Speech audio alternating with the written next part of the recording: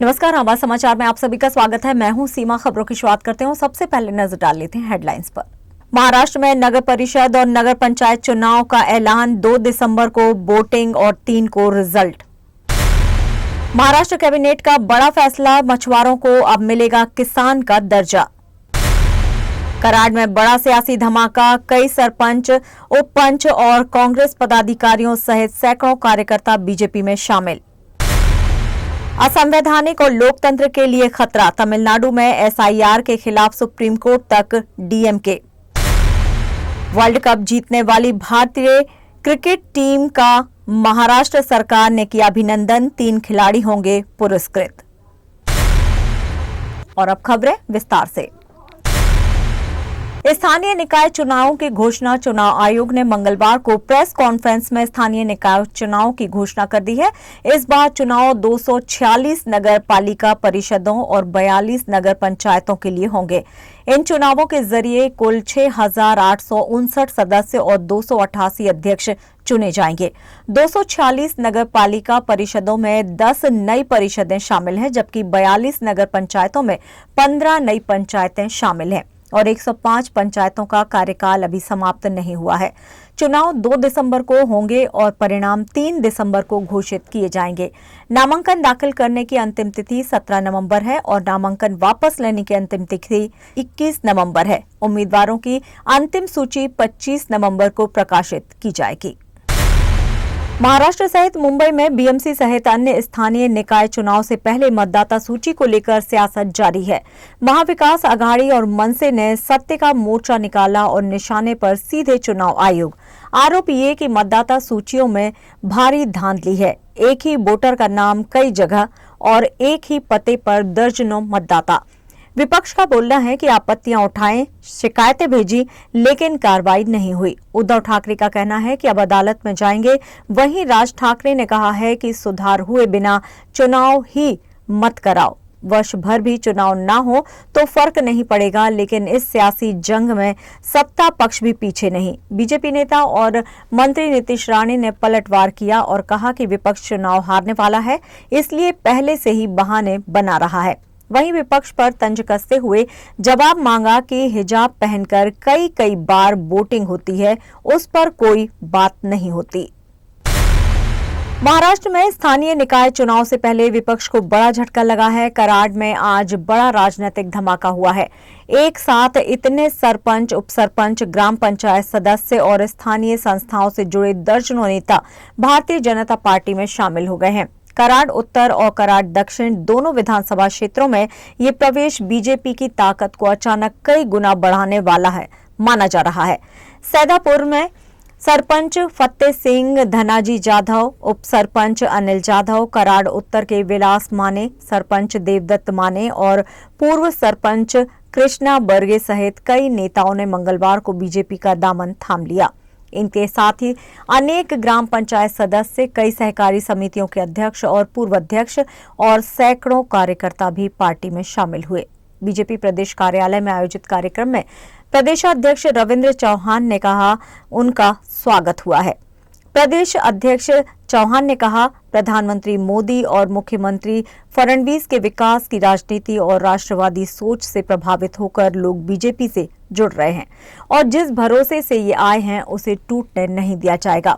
इस मौके पर विधायक अतुल भोसले ने भरोसा दिलाया कि सैदापुर और कराड़ क्षेत्र की सभी समस्याओं का समाधान किया जाएगा।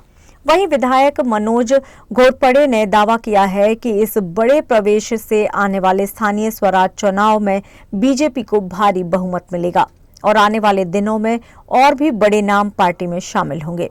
कराड़ उत्तर से कांग्रेस सेवा दल के प्रदेश सचिव उमेश सालुंखे, कई पूर्व सरपंच, उपसरपंच, पंचायत सदस्य और उद्योग जगत से जुड़े लोगों ने बीजेपी का दामन थाम लिया है। कराड़ दक्षिण क्षेत्र से भी पंचायत सदस्यों, सोसाइटी पदाधिकारियों और कई प्रभावी कार्यकर्ताओं ने पार्टी की सदस्यता हासिल की। कराड़ में ये सियासी उलटफेर सिर्फ पार्टी बदलने का मामला नहीं है, बल्कि आने वाले चुनावों का संकेत माना जा रहा है। अब नजर इस बात पर कि विरोधी दल इससे कैसे निपटते हैं, लेकिन फिलहाल कराड़ में बीजेपी की ताकत तेजी से बढ़ती दिख रही है।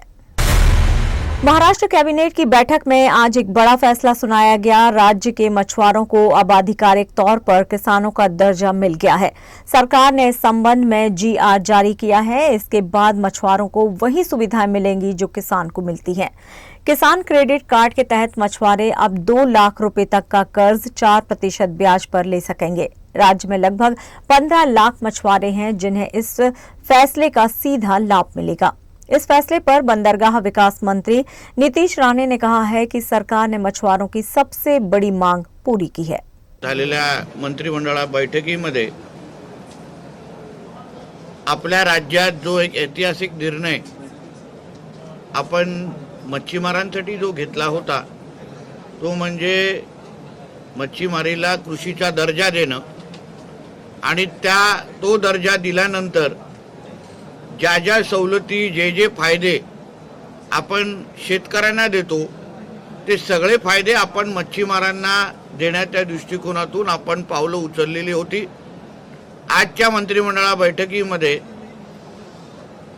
या सगळ्या निर्णयावर अधिकृत पद्धतीने शिक्कामोर्तब होऊन त्याचा जीआर ही माझ्या हातात आहे। जीआर ही निघालेला आहे। खबरों में यहाँ लेंगे एक छोटा सा ब्रेक। आप बने रहिए हमारे साथ।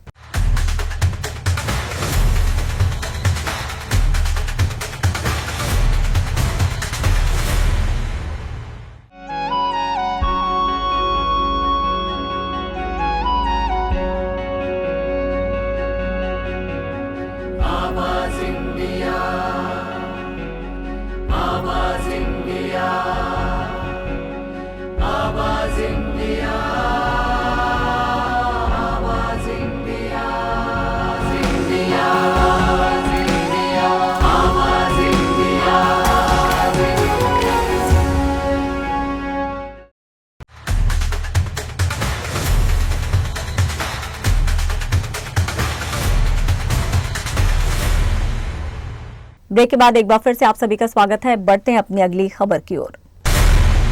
तमिलनाडु की सत्तारूढ़ द्रमुक ने चुनाव आयोग के फैसले को सुप्रीम कोर्ट में चुनौती दी है। मामला है मतदाता सूची के विशेष गहन पुनरीक्षण यानी कि एसआईआर का। डीएमके का आरोप है कि आयोग का ये कदम असंवैधानिक, मनमाना और लोकतांत्रिक अधिकारों के लिए खतरा है। तमिलनाडु में special incentive revision for voter list के खिलाफ डीएमके सुप्रीम कोर्ट तक पहुंच गई है। पार्टी ने 27 अक्टूबर को जारी निर्वाचन आयोग की अधिसूचना को चुनौती देते हुए इसे संविधान के अनुच्छेद 14, 19 और 21 का उल्लंघन बताया है। डीएमके की याचिका में कहा गया है कि एसआईआर प्रक्रिया से लाखों पात्र मतदाताओं को मनमाने ढंग से हटाया जा सकता है क्योंकि ये अनुचित दस्तावेजीकरण की मांग करती है और इसमें जरूरी सुरक्षा उपायों का अभाव है। द्रमुक ने सुप्रीम कोर्ट से अनुरोध किया है कि आयोग के आदेश को रद्द किया जाए ताकि किसी भी नागरिक को अपने प्रतिनिधियों को चुनने से संवैधानिक अधिकार से वंचित न रखा जाए। वकील विवेक सिंह की ओर से दाखिल ये याचिका जल्द ही सुप्रीम कोर्ट में सुनवाई के लिए सूचीबद्ध की जा सकती है। बीजेपी नेता और अमरावती की पूर्व सांसद नवनीत राणा की तबीयत को लेकर बड़ी खबर सामने आई है। पैर में गांठ और दर्द की शिकायत के बाद उन्हें नागपुर के सुयोग अस्पताल में भर्ती कराया गया है। डॉक्टरों ने फिलहाल 25 दिन के बेड रेस्ट की सलाह दी है। पैर में गांठ और दर्द की शिकायत के बाद उन्हें नागपुर के सुयोग अस्पताल में भर्ती कराया गया है। फिलहाल डॉक्टर ने उन्हें 25 दिन के बेड रेस्ट की सलाह दी है। लोकसभा चुनाव प्रचार के दौरान लगी पुरानी चोट ने अब फिर से परेशान कर दिया है। नवनीत राणा के पैर में आई सूजन और गांठ के चलते उन्हें नागपुर के नरेंद्र नगर स्थित सुयोग अस्पताल में भर्ती कराया गया है। प्रसिद्ध हड्डी रोग विशेषज्ञ डॉक्टर गिरीश मोटवानी की निगरानी में उनकी सर्जरी की गई और फिलहाल वे अस्पताल में ही उपचाराधीन हैं। मेडिकल सूत्रों के मुताबिक ये चोट चुनावी प्रचार के दौरान हुए फ्रैक्चर से जुड़ी हुई है। लगातार जनसंपर्क और यात्राओं के कारण पैर को आराम नहीं मिल पाया और उसी वजह से सूजन और गांठ बन गई है। डॉक्टर ने उन्हें कम से कम 25 दिन का पूरा आराम करने की सलाह दी है। अस्पताल सूत्रों के अनुसार नवनीत राणा की हालत स्थिर बताई जा रही है। उनके पति और विधायक रवि राणा लगातार अस्पताल में मौजूद हैं। डॉक्टरों का कहना है कि जरूरी इलाज पूरा होने के बाद ही वो राजनीतिक गतिविधियों में लौट सकेंगी। फिलहाल नवनीत राणा को डॉक्टरों ने सख्त आराम की हिदायत दी है। बीजेपी खेमे में भी उनके जल्द स्वस्थ होने की कामनाएं की जा रही हैं। मुंबई हवाई अड्डे के दोनों क्रॉस रनवे 20 नवंबर को सुबह 11 बजे से शाम 5 बजे तक बंद रहेंगे। इस दौरान किसी भी फ्लाइट की उड़ान या फिर लैंडिंग संभव नहीं होगी। ये बंदी मानसून के बाद हर साल की जाने वाली रखरखाव और सफाई के तहत की जाती है। रखरखाव में रनवे की सतह की सफाई, दरारें भरना, नई मार्किंग और लाइटिंग सिस्टम की जांच शामिल है। यात्रियों को अपनी फ्लाइट की स्थिति की पुष्टि कर घर से निकलने की सलाह दी गई है। मुंबई में बच्चों समेत 17 लोगों को बंधक बनाने के मामले में मुंबई पुलिस पूर्व शिक्षा मंत्री दीपक केसरकर से पूछताछ करेगी। क्राइम ब्रांच उनका बयान दर्ज करने की तैयारी कर रही है। दरअसल मुंबई पुलिस ने दीपक केसरकर को फोन कर हालात को संभालने के लिए उनसे आरोपी रोहित आर्या से बात करने की अपील की थी, लेकिन उन्होंने बात करने से इनकार कर दिया था। इस मामले पर अब उनकी सफाई सामने आई है। उन्होंने कहा कि मेरे पास अधिकार नहीं था, इसलिए नहीं की बात। दीपक केसरकर का कहना है कि उनको पुलिस ने फोन किया था, लेकिन उनके पास उसे देने के लिए कोई आश्वासन नहीं था और न ही अधिकार था, इसलिए उन्होंने आरोपी से बात करने से इनकार किया क्योंकि वो मंत्री नहीं है। उन्होंने कहा कि आरोपी रोहित आर्या का एनकाउंटर हो गया, ये किसी को पता नहीं था। उसने बच्चों को बंधक बना रखा था, बच्चों का जीवन महत्वपूर्ण था। दीपक केसरकर ने कहा है कि पुलिस को ठोस आश्वासन चाहिए था। यह आश्वासन मंत्री न होने की वजह से वो नहीं दे सकते थे। हालांकि उन्होंने पुलिस को सह सलाह दी थी कि वे मंत्री या किसी अथॉरिटी से कांटेक्ट करें जो उनको ठोस आश्वासन दे सके। कोई भी आश्वासन तो विभाग के मंत्री ही दे सकते हैं। और यहां पर लेंगे एक छोटा सा ब्रेक, आप बने रहिए हमारे साथ।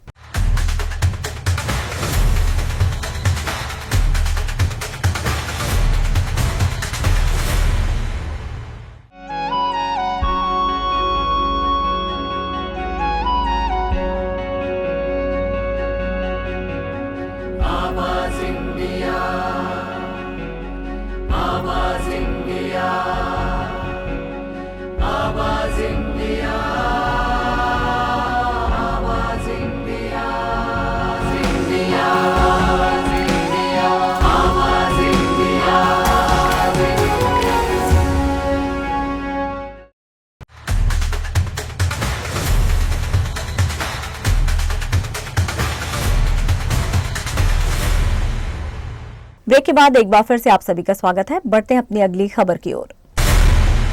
विदेश से नशे की तस्करी करने के लिए तस्कर कौन कौन से हथकंडे नहीं अपनाते, लेकिन फिर भी पकड़े जाते हैं। नशे के इन सौदागरों को लगता है कि वो कस्टम की नाक के नीचे से बचकर निकल जाएंगे, लेकिन ऐसा होता नहीं है। ऐसा ही कुछ देखने को मिला है मुंबई एयरपोर्ट पर, जहां कस्टम विभाग की नजरों से बचाकर कुछ लोग 13 करोड़ रुपए कीमत का नशा एयरपोर्ट से बाहर ले जाने की फिराक में थे, लेकिन ऐसा हो नहीं पाया। एयरपोर्ट पर 13 किलो नशा बरामद कर कस्टम विभाग ने 3 नवंबर को मुंबई एयरपोर्ट पर बड़ी कार्रवाई करते हुए 13.77 किलो हाइड्रोपोनिक बीड बरामद कर लिया है। बाजार में इसकी कीमत करीब 13 करोड़ 7 लाख रुपए बताई जा रही है। ये ड्रग्स 4 अलग अलग मामलों में पकड़ा गया है। नशा तस्करों की चालाकी को देखिए। हैरानी की बात यह है कि स्मगलर खुद को इतना शातिर समझते रहे कि वो इस नशे को चिप्स के पैकेट और शैम्पू की बोतलों में छिपाकर ले जा रहे थे, लेकिन कस्टम अधिकारियों ने उनकी चालाकी को भांप लिया। इस मामले में 5 यात्रियों को गिरफ्तार भी कर लिया गया है। भारतीय महिला क्रिकेट टीम ने आईसीसी महिला वर्ल्ड कप जीतकर देश को बड़ी सफलता दिलाई है। इसी उपलब्धि के लिए महाराष्ट्र सरकार ने टीम का अभिनंदन किया है। राज्य मंत्रिमंडल की बैठक में इस प्रस्ताव को मंजूरी दी गई। मुख्यमंत्री देवेंद्र फडणवीस, उप मुख्यमंत्री एकनाथ शिंदे और अजित पवार ने टीम के प्रदर्शन की सराहना की। बैठक में ये निर्णय भी लिया गया है कि टीम में शामिल महाराष्ट्र की 3 खिलाड़ियों स्मृति मंडाना, जेमिमा रॉड्रिग्स और राधा यादव को राज्य सरकार की ओर से पुरस्कृत किया जाएगा। सरकार का कहना है कि इन खिलाड़ियों ने अंतर्राष्ट्रीय स्तर पर देश और राज्य दोनों का ही गौरव बढ़ाया है। भारतीय महिलांच्या चमूने वर्ल्ड कप जिंकून जी दैदिप्यमान कामगिरी केलेली आहे त्याबद्दल मंत्रिमंडळाने अभिनंदनाचा प्रस्ताव पारित केलेला आहे। त्याचप्रमाणे आपल्या महाराष्ट्रातल्या 3 खेळाडू, ज्याच्यामध्ये स्मृती मानधना आहे, ज्याच्यामध्ये जेमिमा रॉड्रिक्स आहे, ज्याच्यामध्ये राधा यादव आहे, या तिन्ही खेळाडूंचा सत्कार हा राज्य सरकारच्या वतीनं केला जाईल आणि आपल्या धोरणानुसार त्यांना कॅश प्राइज देखील त्या ठिकाणी दिलं जाईल आणि सर्व परीने त्यांनी जो काही या ठिकाणी भारताची मान उंच केलेली आहे त्या संदर्भात सर्व प्रकारे त्यांचा सन्मान करण्याचा निर्णय आज आपण घेतलेला आहे। त्याचप्रमाणे पुढच्या काळामध्ये जेव्हा शक्य असेल त्यावेळी ही टीम, संपूर्ण टीम ज्यावेळेस मुंबईमध्ये असेल त्यास त्या टीमचाही सत्कार आम्ही निश्चितपणे करणार आहोत। और फिलहाल आवाज समाचार में इतना ही, लेकिन आप देखते रहिए आवाज इंडिया। नमस्कार।